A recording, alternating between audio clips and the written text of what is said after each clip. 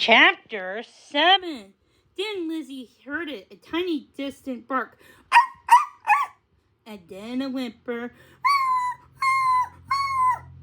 Shadow didn't like this place. It was dark and lonely. He had come in to keep the little boy safe, but then the door slammed shut, and they were both stuck inside. Shadow!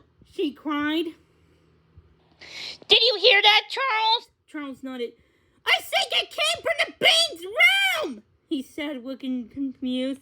They all ran upstairs into the Bean's room. Shadow! Lizzie called. Arf! Another bark. It was coming from the closet.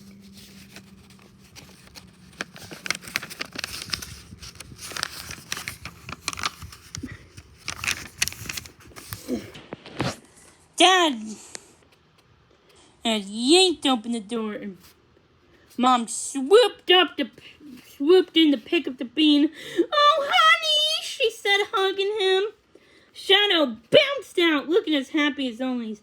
Lizzie bent down to pick him up and give him a kiss. She was so relieved to see him, and of course the bean.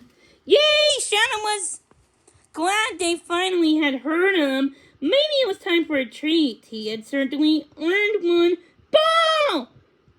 The bean said, pointing to the closet. Dad shook his head. Well, he must have woken up from his nap and went in there to get his ball. Oh, he said. Shadow followed him. The door closed. Then they both got trapped. Good thing the bean had his guardian angel with him, the mom said, hugging the bean again.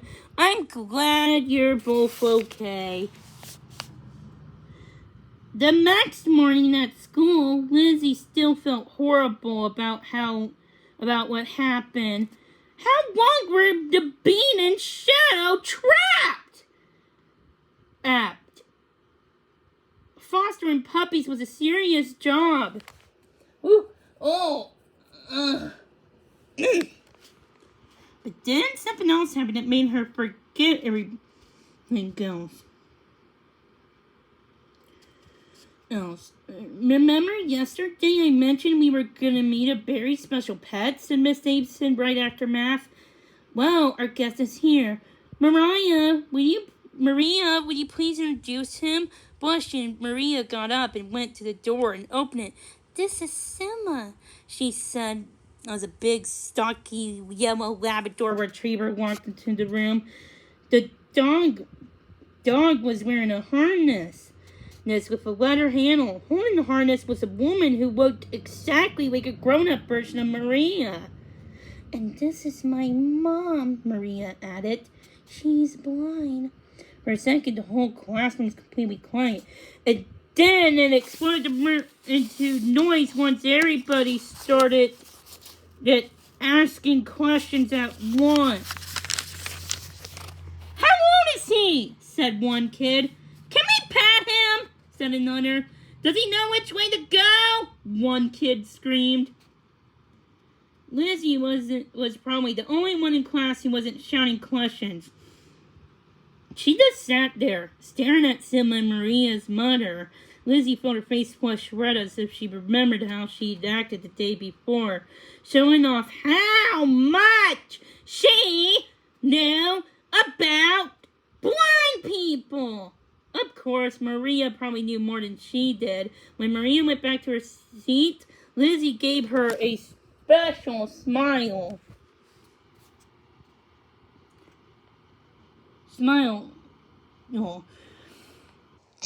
Hoping she'd understand how sorry she felt. Maria chuckled warmly and smiled back. Miss Abeson called for everyone to quiet down. Children, one question at a time, she said. She asked Maria's mom if she'd like to sit down and told her how to find the chair that she had set up in the front of the classroom.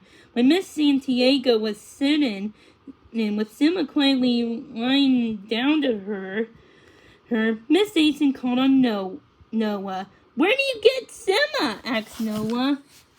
Well, I got him for a foundation that trains guide dogs for the blind, Miss Santiago Mrs. Santiago explained. And he spent the first year of his life with puppy raisers.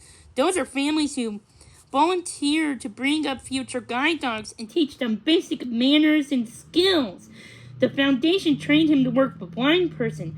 They trained me to work with him.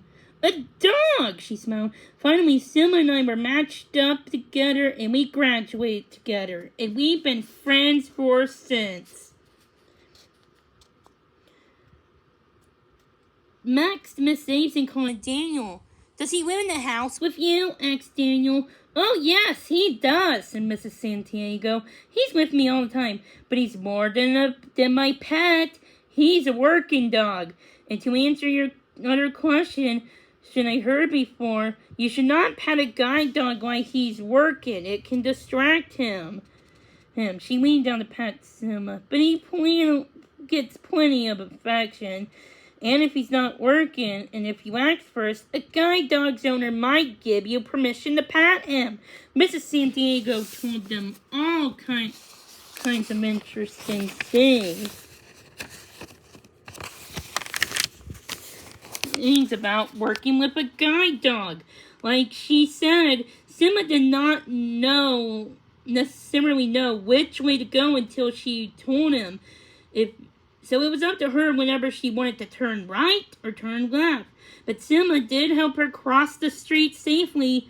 If he sees danger, he won't even let me cross unless I give him the signal to go, she said. What if you want to go to the restaurant? Ron, Caroline asked without even raising her hand. Can he go with you? Mrs. Santiago nodded. It's the law, dear. Guide dogs can go anywhere. Simba goes to the post office with me, to stores, to bank, and to restaurants. He knows how to behave wherever he is. She smiled down at her dog. Isn't that right, Simba? Simba barked and thumped his tail onto the floor. Lizzie loved every minute of Mrs. Santiago's visit. She learned more about guide dogs than she had ever known before. She even got to try out walking Simba, holding on to his harness. At lunchtime, Lizzie asked Maria to sit with her. Simba is so amazing, she said. I know, Maria said.